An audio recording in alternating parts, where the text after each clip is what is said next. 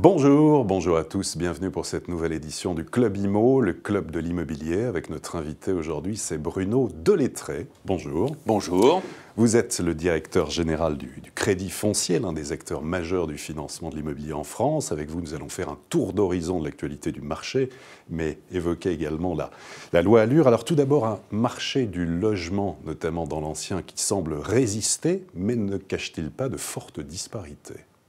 Alors dans l'ancien, vous avez raison, l'année 2013 est finalement moins mauvaise qu'on aurait pu le craindre, avec à peu près 723 000 transactions, ce qui est un chiffre qui est un peu meilleur que celui de 2012. Donc c'est vrai que c'est plutôt une bonne surprise, avec des prix qui baissent un peu, pas énormément, mais vous avez raison, cette baisse des prix cache en fait une disparité assez forte entre Paris, la région parisienne, et en province, on trouve de très forts écarts. On peut aller de 0 à moins 12% à peu près. Des exemples notamment ? Oh, ben écoutez, vous avez par exemple dans des régions évidemment rurales qui sont éloignées des centres-villes, par exemple dans le sud-ouest, à certains endroits, vous avez des baisses qui peuvent atteindre 10%, 10-12%. Ce qui est à noter aussi sur l'année 2013, je pense, c'est le marché du neuf, qui lui est en très mauvaise situation, avec un chiffre de construction de logements terminés de 332 000 logements terminés en 2013, qui est, je crois, ce qui est pas, je crois, c'est sûr, ce qui est le chiffre le plus faible depuis le début de la crise.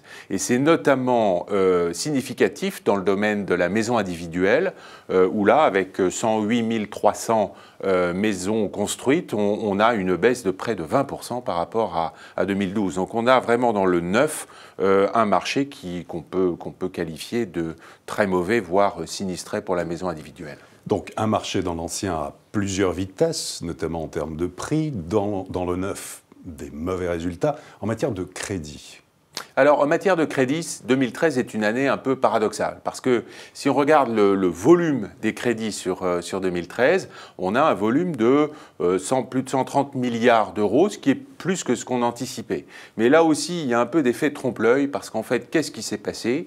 Comme les taux ont baissé fortement en 2013, eh bien, il y a beaucoup de ménages qui ont racheté leurs crédits, ils se sont réendettés pour racheter leurs crédits précédents. On estime à peu près à 20% le volume d'activité qui est liée au rachat de crédit. Donc si on enlève ça, on a un marché du crédit qui est relativement soutenu quand même par un niveau des taux d'intérêt qui est bas. Et ça reste un facteur positif pour l'avenir parce qu'on est à des taux d'intérêt qui sont historiquement très bas. Un mot des investisseurs en 2013, ils n'étaient pas très présents.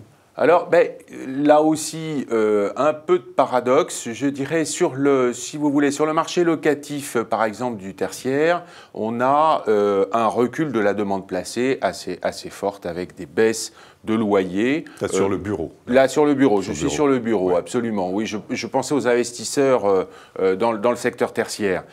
Sur le bureau, une demande placée qui est en recul assez forte. Avec des prix de location qui sont aussi en recul. Mais le marché de l'investissement, lui, sur le bureau, reste finalement assez actif.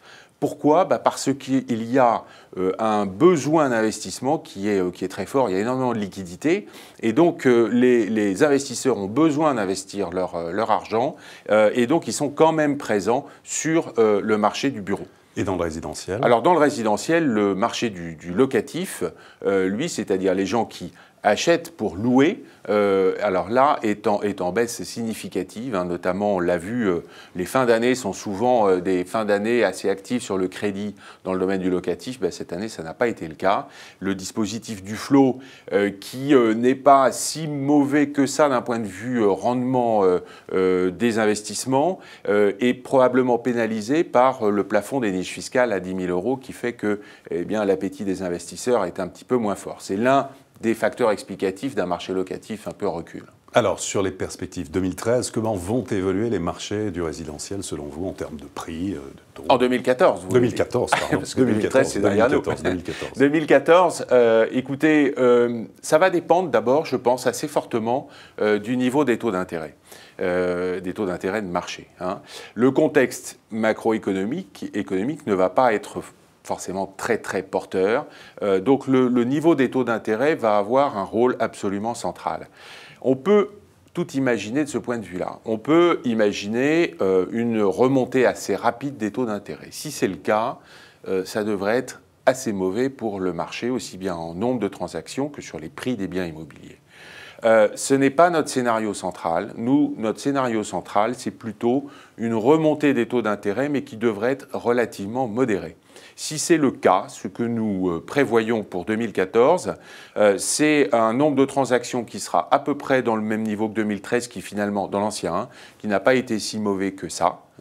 Un nombre de constructions neuves dans le neuf qui devrait commencer à redécoller tout doucement, parce qu'on a atteint un point bas et parce que les permis de construire en 2013 n'ont pas été à un niveau élevé, donc il faut le temps que ça redécolle, mais on voit un redécollage progressif.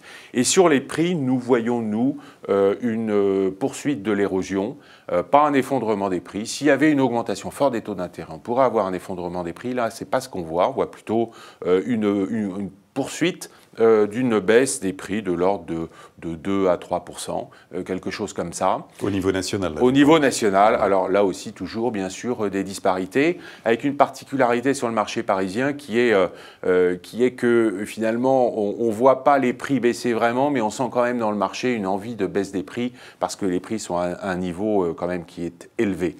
Et que les biens qui se vendent le mieux, qui se vendent encore, sont des biens qui sont plutôt de bonne qualité, et à des prix qui restent bons. En revanche, lorsque le bien est de moindre qualité, il y a une demande de baisse des prix et les vendeurs ne sont pas encore prêts à accepter cette baisse de demande de prix. Donc sur le marché parisien, on est vraiment sur un marché très particulier. On pourrait avoir un décrochage des prix un peu plus important, surtout si les taux devaient remonter. C'est ça vraiment la grande, à mon avis, le facteur le plus important pour 2014. On peut d'ailleurs, de ce point de vue-là, sur les taux, imaginer aussi des scénarios où les taux restent très bas pendant toute l'année 2014. Ils sont actuellement relativement bas parce que les bruits de bottes en Ukraine, l'incertitude sur la réalité du redémarrage de l'économie américaine, ça peut peser sur les taux.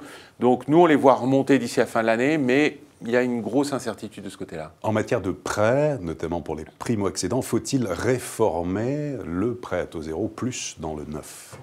Alors, bien sûr, dans un marché comme celui-là, il y a la question de savoir qu'est-ce qu'il faut faire pour le faire redémarrer est une question évidemment légitime. Et bien sûr, les professionnels que nous sommes aussi sont en général en faveur d'un renforcement d'un certain nombre de mesures prises par les pouvoirs publics pour soutenir le marché. Et le prêt à taux zéro fait partie de ce dispositif. Bon. En même temps, je crois qu'il faut être cohérent. La réduction des déficits publics, c'est pour notre pays une priorité. Si on souhaite que la croissance redémarre, eh bien, il faut réduire les déficits publics. Il n'y a pas d'autre solution. Alors évidemment, c'est jamais chez soi et toujours chez les autres, la réduction des déficits publics. Donc moi, je ne pense pas qu'il faille attendre le salut du marché d'un renforcement fort du prêt à taux zéro. Ce que je pense, c'est que dans un contexte comme celui que nous connaissons, économique et budgétaire, il y a une première priorité, c'est de concentrer les moyens publics dont on dispose, qui sont en réduction à cause des objectifs de réduction des déficits publics, les concentrer sur les populations qui en ont le plus besoin, c'est-à-dire les revenus les plus modestes, l'accession sociale à la propriété. Donc ça, c'est le premier point. Le deuxième point, c'est d'essayer de favoriser des dispositifs d'aide publique qui soient économes des deniers publics. Et de ce point de vue-là, le mécanisme de garantie publique, comme le fonds de garantie à l'accession sociale, c'est un mécanisme qui est extrêmement économe des deniers publics. Et je pense que c'est un mécanisme intelligent. Est-ce qu'il y a des choses à faire pour étendre un peu le champ de la garantie publique, relever un peu les plafonds d'accès au prêt à l'accession sociale? Oui, je pense que là, il peut y avoir des mesures d'un coût modeste et qui finalement aideraient bien le marché à redémarrer. Et puis je pense qu'il faut aussi s'intéresser à des sujets un petit peu nouveaux, comme par exemple celui des besoins des seniors et la façon dont l'immobilier peut répondre aux besoins des seniors. C'est un sujet sur lequel nous travaillons, nous proposons une réflexion. Et je crois que là aussi, il y a des initiatives qui peuvent être prises qui permettront d'aider le marché à mieux fonctionner. Bruno Delettré, merci beaucoup. Merci. Et à très bientôt pour une prochaine édition du Club Imo, Explore Imo, Le Figaro.